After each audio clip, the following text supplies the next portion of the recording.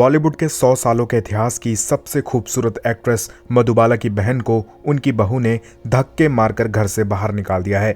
मधुबाला की छोटी बहन कनिज बलसारा 96 साल की हैं और इस उम्र में उनकी बहू ने अपनी सास को बाहर निकाल फेंका है। कनिज काफ़ी सालों से अपने बेटे और बहू के साथ न्यूजीलैंड में रह रही थीं। कनिज अपने बेटे फारूक के पास 17 साल पहले रहने चली गई थीं। उन्हें लगा कि बुढ़ापे में बेटा और बहू सहारा बनेंगे, लेकिन ऐसा नहीं हुआ। बहू ने अपने रंग कुछ ही दिनों में दिखाना शुरू कर दिया। कनिज ने बताया कि बहू ने उन्हें कभी खाना बनाकर नहीं खिलाया। वो अपना खाना इस उम्र में बाहर से मंगवाती थीं, जिसकी वजह से अक्सर उनकी तबीयत बिगड़ जाती थी।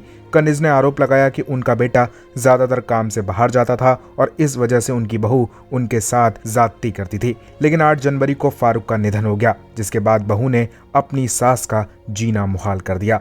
कनिज की बेटी परवेज ने बताया कि मां ने मुझे फ़ोन किया और कहा कि बेटा फारूक मर गया है, मैं उसे कब्र में दफना कर आई हूँ, मैं बहुत भूखी हूँ, क्या तुम मेरे लिए खाना भिजवा सकती हो। परवेज ने कहा कि मां के ये शब्द सुनकर मेरे होश उड़ गए।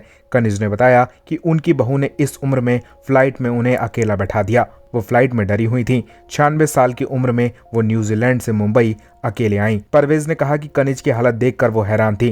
परवेज ने सबसे पहले उन्हें भरपेट खाना दिया और नहलाया, क्योंकि उनके शरीर से बहुत बदबू आ रही थी। फिलहाल परवेज ने कहा है कि वो अपनी भाभी के खिलाफ केस दायर करेंगी। लेकिन मधुबाला की बहन की यह हालत देखकर हर किसी की आंखों में आंसू आ गए हैं।